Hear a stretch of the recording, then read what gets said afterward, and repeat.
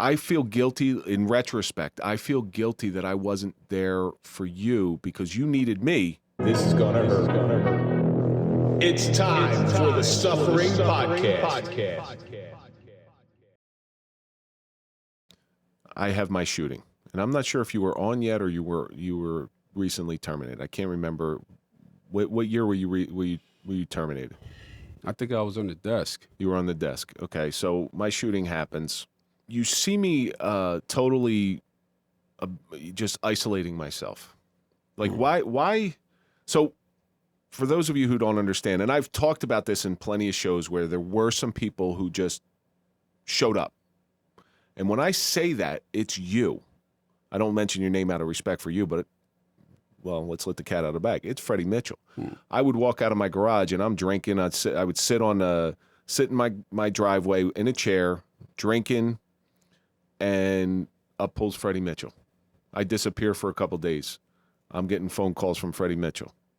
You're looking out for me, yet you're broken. Your life is in pieces at this time. Why? I think, when we first started this conversation, I think it comes down to like the core of who we are. I think is like, being a sergeant in the military is like, I'm only as good as my men and their fitness and the ability to have family. Like, you're my family. But what did you see in me to make you gravitate? Like, what did you see? I want to know from your perspective. And I don't think I ever asked you this. Nah. I just need, men have a hard time. We suffer, right? We have a hard time expressing ourselves. Saying I'm good doesn't mean the fuck you're good. You're not good. Something's going on. Yeah. And I suffered.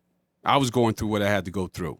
And I didn't have anybody to talk to. I had my friends even know I was even off the job for 2 years before they even knew. They didn't even know I was home, So when I see a situation where you were going through, it's like, even if I just sat there, just the presence, just sitting next to you, just like, yeah, or saying this, that, and the other, or just, trying to reminisce, some good things. You need to have good thoughts, because you're going to be fighting this monster that nobody sees coming. And I've seen that monster before. And I know the road you're going to go down. And if you don't have anything to hold on to or thought, at least me, one thing, if it can slide through, that door just has to crack open just a little bit for you, like, just say not today, right? That's your theme, right? And I've been there. And I say that shit a lot. Because, when I was going through it with my kids, and I said, God, and I asked God for this answer. One thing, you got to be careful what you pray for. Right? Yeah. You got to be careful what you pray for. Right? So me going through that, when I started losing all my shit, and I was like, you know what? I said, God, and if you do this one thing for me, I won't bitch and complain about nothing. Right? And I'll help whoever needs help. And I've always been that, whether I got it or not. So when seeing you go through that, you just need another brother. You and I are only 6 months apart. I done been on the road with you and seen shit. We done walked in houses with people committing suicide. Yeah. So it's like we see these travesties happen. And then now I see someone that I work with going through the bullshit. And it's like, damn, you can't talk to the wife because she ain't going to understand. She's not a man. And then now you're going through some things that I went through in the military. And then it's like that experience brought me to being able to lend a hand to you to help you. And it's like trying to get through and trying to help, trying to say the right things to keep your spirits tight. Because you're going to fall into that dark space. And it's like, man, that's a scary space to be in. You gave me some tough love, though. There was times when you gave me what I needed, not what I wanted, what I needed. So you pulled up one day and you had the red Mustang. Yeah, the maroon one. Yeah, the maroon Mustang. You pull up one day, and I remember the thought in my head, because I didn't want to talk to nobody. I remember, and I get up, and I'm just like, nah, I'm good. I'm okay. The normal answers. And he like, sit your ass down. Like, you were tough. You were tough with me. You didn't handle me with kid gloves, because that wouldn't have worked with me. He's like, sit down. And we sat, and I think I still have the chairs that you and I sat with. In the back, yeah. In the back. I remember that, yeah. And you sat down with me, and you just talked to me, and you got me over such a sticky spot. We were there for an hour. As a matter of fact, if you go to that old house, I don't live there anymore. Right. If you go to that old house, you'll still see dents in the asphalt because it was hot, and the chairs were digging into the asphalt. You'll still see the dents there because we sat there, and I know a lot of people say never leave a brother behind, never leave a brother behind. Well, there's very few people who are willing to go the extra mile to do it. You're that guy who does it. So the reason I'm sitting here today, the reason that we're able to be in this studio and have this discussion is, for me, is because of Freddie Mitchell. I owe everything to you. My family owes everything to you. My wife says, make sure you tell Freddie I said hello. Make sure you tell him I love him, and make sure you tell him everything. She's one of the strongest females. Listen, for people that don't know, She put up with some bullshit from me. I don't even have words for your wife. The shit you was doing and where your head was at, the strength that woman has. She should have checked out a while ago. Checked out. Yeah. Could have flown across the world and back 3 times. Yep. She went nowhere. And she cried and she called, and it's like I call and she pick up, and it's like, he's here, he's doing this. I'll be right over. Don't worry about it. I'll talk to him. I would just drive around. Yeah, I know. I would just drive around around. the little pickup truck you had at the time. And I would turn off my phone occasionally, and then Not pick up. when I turn it on, it's like, you better call me. You better call me. Yeah. And you live by a true example, even when you're broken. And that's the scary part. You know, that's a scary part where I feel guilty in retrospect. I feel guilty that I wasn't there for you because you needed me. See, now I get it. Now I understand, because there's things that happen in our lives where it just breaks you mentally. And now I'm more, I reach out to people who are in need because I know that's going to get me through that sticky spot. Right. I get it now. I didn't get it then. Where maybe if I was in my dark spot and I was able to reach out to you and we could have leaned on each other a little bit more, I think it would have been healthy for both of us. You know, me being in a position to be there for you helped me. You know, it distracted me from my mess. You know what I mean? I had a lot. Like, this guy's really fucked up. Nah, I'm all right. Like, you know, I'm a little tight with mine. I leaned into some different things. You know, I had my faith and hope and things. You know, I read the Bible here and there, and you know, I had some things I can lean on. Right, I had military experience, so I dealt with the high level of stress, and I've been in, you know, some situations. So it allowed me to be able to reflect back and how to manage that, because we always had op orders and things like that we had to go through when we had a mission, and then you come back and have an after action review. So you never had that. And in the process in which the traumatic situation that you went through and experienced, no one took that time to make sure you was good. No, as a matter of fact, it never happened. Our bosses thought I retired because I had glass in my arm. No. That was said in deposition. Nah, it's not having the proper, and that's where the leadership aspects come in, and that's when I start questioning who you got as a leader, because that's not how it works.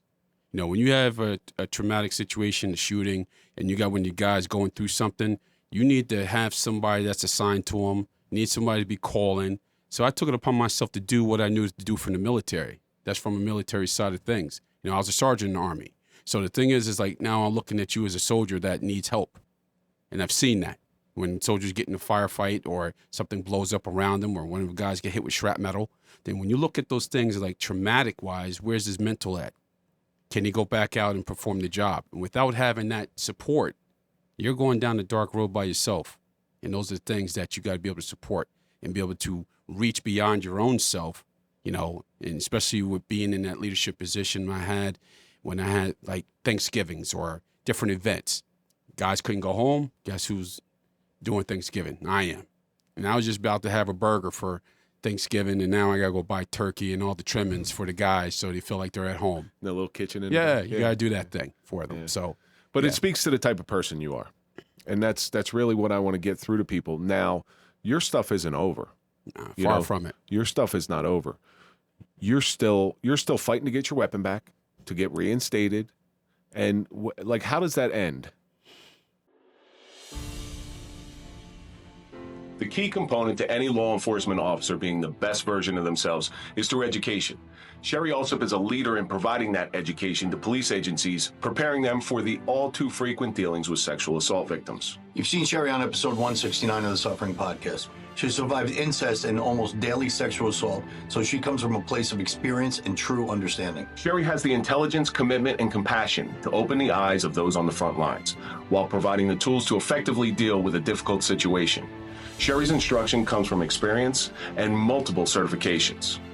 Training with Sherry will offer on-site training, customized schedules, specialized instruction tailored from a victim's perspective. You are going to hear Sherry's heart-wrenching but inspiring survivor story. Learn proprietary trauma-informed training techniques, uncovered victim-centered interview methods while earning continuing education credits according to your state guidelines. To be the best, you must learn from the best. Let Sherry also guide you through the delicate cases of sexual assault from a victim's point of view. Be a source of comfort to those victims affected by these traumatic experiences while producing a solid investigation and uncovering details that often go unnoticed. To find out more or to contact Sherry Alsop, go to sherryalsop.com. That's SherryAllsup.com. I think I had to come up with a decision where my daughter got ready to go to college, and I was like, I've been fighting, and I'm winning my cases, and it doesn't make sense to why everything's not working. I had to end that battle because I had to decide whether I keep the house or my daughter goes to college. And because of not having the job anymore, I lost my income. So I ended up being homeless at some point. And then now I have my son to take care of. And then now I'm technically in the street. I'm going from house to house. I'm getting vouchers and getting food stamps. You know how embarrassing when you talk about a men's health and the situations that you're in, to be in a police uniform and then got to go to a shelter where everyone else is just like desolate and assed out. And you're just as assed out and need help. And I'm in the uniform and I got to go talk to people on the side. Like, listen, this is the circumstance, the situation I'm in. And I got to bite my tongue, swallow my pride, and every ego piece that you can touch when you're looking at someone that's been in the military, that's been a police officer that's making close to 6 figures, and you're down to 0. And still got to work the job, still got to take care of a home, take care of kids. You got to put food still on the table. So every piece of your being, you're talking about being stripped apart, it's almost like being stripped naked in the street and someone throwing salt on you. That's how hard that it is when you're dealing with not only yourself, but the pride that comes with it. Every intricate piece of your fiber of being a man is stripped from you. For what reason? If it wasn't for the why of my daughter and my son kept me moving. They kept me alive. Do you think that was when you're homeless, you have to check you got a big ego check going on. Do you honestly think that was your when you hit the bottom? I'm at some low points, you know what I mean? I don't think, you have some moments. I think the moment I cried in my room the one time when I asked God not to take my kids from me, I think my lowest point was then, it'll bring you to your knees, right? I'm sitting in a room and I say, God, no matter what, and that's why I always say to you before, be careful what you pray for. Because I prayed to God, listen, I don't give a fuck what you do to me. I don't care about this job. Don't care about this badge, this weapon, or this uniform. The one thing I need you to do for me, and I'm talking straight to him. You know your son. I'm talking to you straight. Whatever you do, don't take my daughter and my son away. Guess what? I got exactly what I asked for. Do you think without the presence of God in your life, do you think it would have gotten worse? Yeah, because I think some decisions, all decisions are based on emotion most of the time, especially in this circumstance. And you're being provoked to react a certain way so they can build a narrative that fits their agenda. And with me having that place to go and having some crucial people, like I had Orlando Soto. He was a police officer in Orange. I had Vernon Outlaw. He was an IT corporate CEO in New York. 2 individuals from the church I went to. They kept me tight. And it was ironic that the ex-wife introduced me to these 2 men and their families. so I would be better as a better version of myself, and to have something that's iron sharpens iron, right? So I'm learning the Bible. I'm learning how to implement certain things, and also too, they're family men. So I'm learning how to bring this into the family and not just work so hard, not be militant. So she introduced me to him. But then once that happened, she reverted back to doing whatever she was doing. So as I'm getting better and becoming a better man and trying to be more forthright and, be more fruitful to the family, I'm just now being met with the devil. So the more you open yourself up to doing more of the right things, the more you get hit with opposition, more difficult times. So when I look at that being a part of my foundation piece, that definitely got me through because it gave me pause.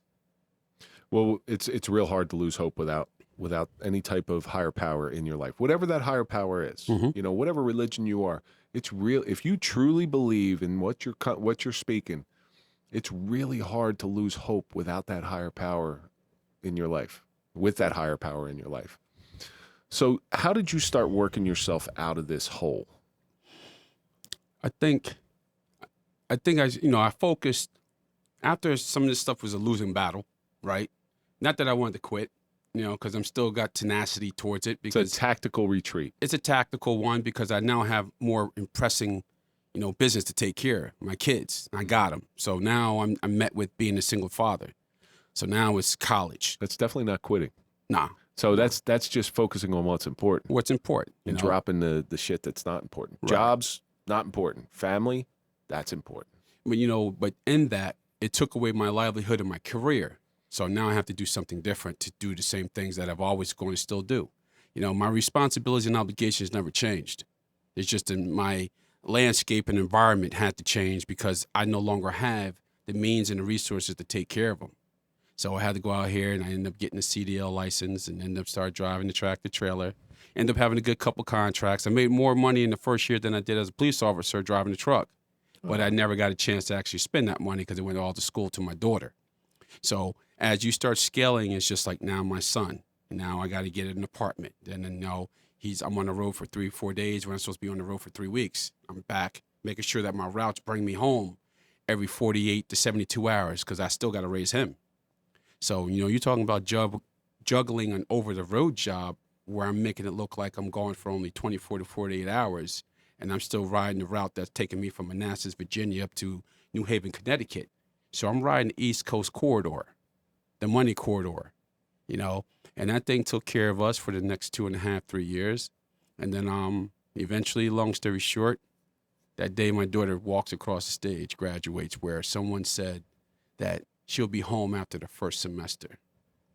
So when people start throwing shade on the game and thinking like it's impossible, and the one thing that shook my core is when I was sleeping on my boy's couch, Derek Aiken, one of my best friends, I was sleeping on his couch. My daughter called me from her first semester in college, crying, trying to get a scholarship, trying to get some funding, and he denied her. Freshman year, you usually don't get too much funding or grants because you're high risk. So I had this high-pitched voice like, I don't know what to do. And a lightning bolt shot through me. And I'm just looking at companies to work for. But I jumped up off the couch, and I stayed with him for a little while because I was homeless at the time. And he's like, what's up, man? I said, my daughter just called. And it's in December because the first semester you can go to school with the deposit. Right. But you got to pay the whole semester off before you start the next one. So she had to leave her room. And actually, they really vacated her, but she lived in a quad. So she moved her stuff to her next girl's room. So from December of her finals to go back to school in January, it was December 4th, 2017 or 18 that year. I had to come up with 18 grand and I'm at zero within less than 35 days. So I got up and called out to Indiana, and I worked for ATS, Anderson Trucking Service at the time. I flew out there in a one-way ticket, and usually you get a two-way ticket, but I said it's a one-way ticket. There ain't no failing.